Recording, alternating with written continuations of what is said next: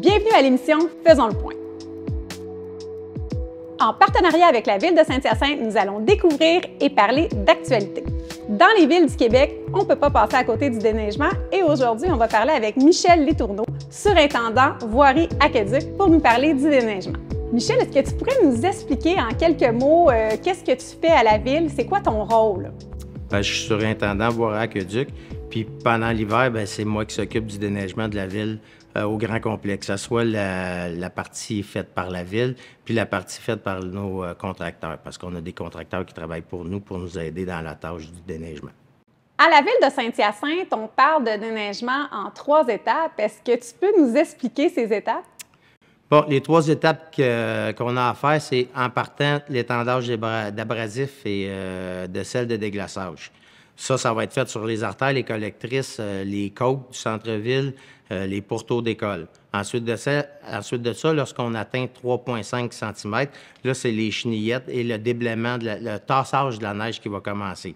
Là, pour cette étape-là, notre circuit piétonnier, on a nos 8 machineries qui s'occupent de tasser de la neige dans les secteurs de la ville.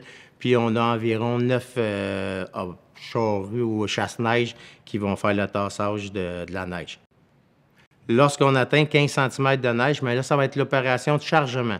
L'opération de chargement, ça peut prendre environ 5 jours pour un 15 cm de neige. Fait qu'il faut prévoir cette longue période-là quand même. Oui. On a parlé des rues, mais maintenant, c'est quoi le réseau piétonnier? En fait, qu'on appelle aussi les trottoirs. À la Ville de Saint-Hyacinthe, on l'appelle réseau piétonnier parce qu'on a des pistes cyclables qu'on rouvre 12 mois par année. Fait qu'il y a des trottoirs, on ouvre à peu près 50 de nos trottoirs, puis il y a des pistes cyclables qui sont ouvertes par nos chenillettes. À la Ville de Saint-Hyacinthe, il y a combien de personnes qui travaillent au déneigement? Et puis, ça ressemble à quoi leur journée de travail qui ne doit pas être commune non plus, là? À la Ville, on a 25 personnes qui travaillent, qui est attitrées au déneigement. Mais lors de chute, pour les premières heures, ça peut aller jusqu'à 35. Puis ces personnes-là, ils vont travailler 13h30 consécutives avant de terminer la première étape qui est le tassage de neige. Ensuite, comme je disais tantôt, on s'en va dans le chargement. En tant que citoyen, qu'est-ce qu'on peut faire pour aider au déneigement? Y a-t-il des normes ou des choses que nous, on peut faire de notre côté pour vous faciliter la tâche ou pour vous aider à tout ça? C'est certain que les interdictions, c'est à peu près la première chose que plus que les gens respectent les interdictions, plus facile.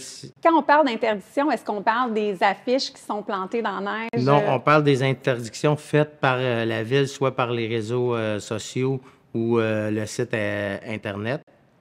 Après ça, respecter les journées de collecte, les bacs de recyclage, les poubelles, laisser ça dans le bord de notre entrée charretière et non sur le trottoir, non dans le bord de la rue.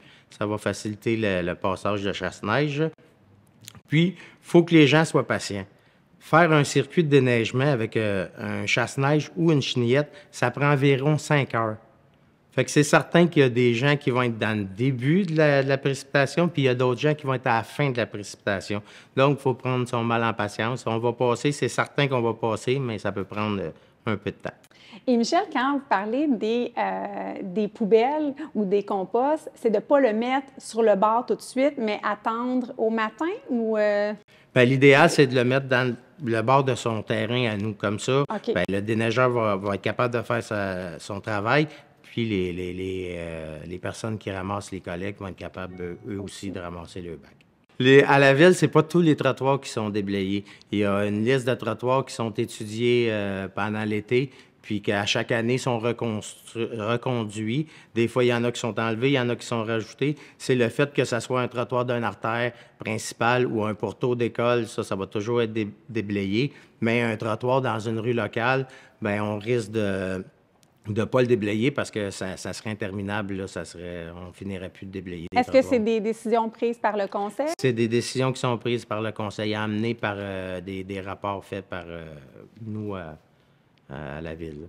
Avec nos 25 employés, nous, ce qu'on fait, on déneige 6 secteurs. On déneige Saint-Joseph, La Providence, Centre-Ville, Notre-Dame, Sacré-Cœur et Saint-Sacrement.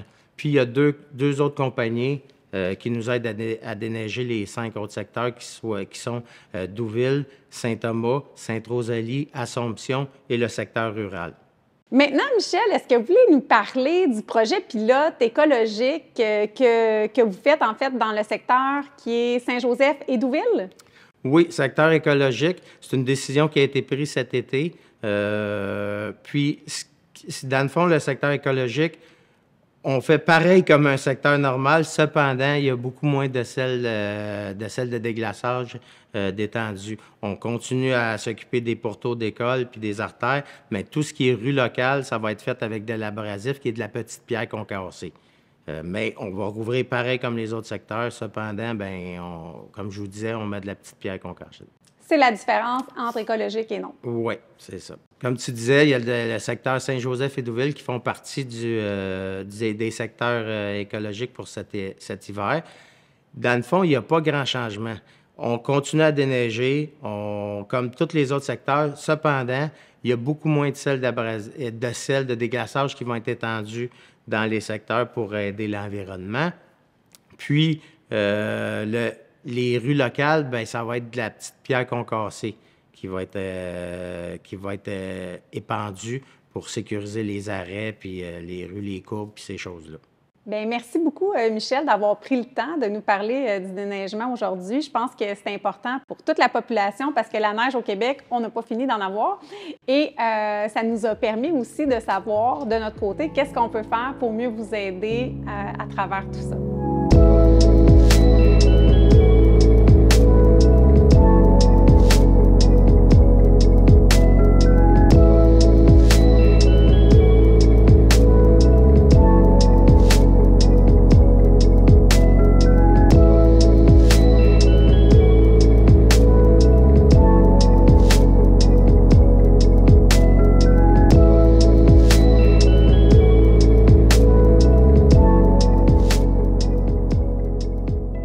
Maintenant, on va s'entretenir avec Maître Isabelle Leroux, directrice des services juridiques ici à la Ville de Saint-Hyacinthe. Bonjour Isabelle. Bonjour Sophie. Est-ce que vous pouvez nous parler ici de votre rôle à la Ville de Saint-Hyacinthe? Alors, mon rôle à la Ville consiste à superviser les activités de 3 divisions. La première, c'est le greffe de la Ville qui veille particulièrement à la rédaction et à l'application des règlements et résolutions du Conseil. Je supervise également les activités de la Cour municipale et de la gestion documentaire. Que pouvez-vous nous dire sur l'encadrement réglementaire au sujet du déneigement? D'abord, il faut savoir que, comme dans la majeure partie du territoire québécois, Saint-Hyacinthe ne fait pas exception et interdit le stationnement dans ses rues la nuit pour faciliter les opérations de déneigement. Par contre, d'une ville à l'autre, les périodes peuvent varier. Alors, il faut retenir qu'à Saint-Hyacinthe, le stationnement dans les rues est interdit du 1er novembre au 15 avril de chaque année, et ce, entre 1h et 6h le matin. Toutefois, il faut savoir que le Conseil a délégué au directeur du service des travaux publics le pouvoir de lever cette interdiction lorsqu'il n'y a pas d'opération de tassement ou de chargement de la neige. À cet effet, le territoire est divisé en 2 zones, la zone centrale et le reste du territoire, et l'interdiction pourrait être levée dans les 2 secteurs ou dans l'un des 2 secteurs uniquement. Et là, il revient au conducteur du véhicule qui souhaite stationner son véhicule la nuit de bien s'informer et de savoir où s'applique l'interdiction. Je pense que vous avez des bonnes méthodes ici à la Ville pour aviser les citoyens quand les opérations ont lieu. Est-ce que ça se fait seulement par texto? D'abord, il ne faut pas se fier à la météo. Il peut y avoir des interdictions, même quand il n'y a pas de précipitation de neige. Les 4 moyens de s'assurer de la présence d'une interdiction ou pas, d'abord, il y a le service texto déneigement. Il y a aussi la page Facebook de la Ville, le site Internet de la Ville. Et pour les gens qui sont un peu moins texto, il y a toujours le téléphone. Donc, il y a une ligne téléphonique dédiée. Et on peut connaître toujours à partir de 17h la veille s'il y a une interdiction ou pas qui soit en vigueur. Fait que c'est vraiment l'heure qui est donnée. Si ça n'a pas été mentionné avant 17 heures. En théorie, c'est l'heure à laquelle on met à jour nos outils de communication. Donc, à partir de 17 heures, lorsqu'on consulte ces différents outils, on saura si dans la nuit à venir, il y aura ou pas une interdiction. Donc, s'il n'y a pas de pancarte sur ma rue, est-ce que ça veut dire qu'il y a quand même une interdiction? Oui, il faut faire attention. Contrairement à la majorité des restrictions de stationnement qui doivent être affichées sur le site même, les interdictions de stationner la nuit peuvent être annoncées uniquement aux entrées des municipalités. C'est une interdiction importante qui suscite quand même un bon nombre de questions à la Cour municipale. Pourquoi j'ai eu un constat d'infraction? Je n'ai pas vu de panneau sur ma rue. Donc, on retient que pour les interdictions de stationner générales la nuit, la Ville n'est pas obligée de mettre des panneaux sur chacune des rues. On veut bien sûr éviter de là la pollution visuelle que ça pourrait générer. Alors, il ne faut pas se fier aux panneaux pour l'interdiction de nuit, mais bien aux messages de la Ville, aux panneaux qui sont à l'entrée de chacune des municipalités, donc à chaque accès sur notre territoire. Par ailleurs, il y a toujours l'exception de l'exception.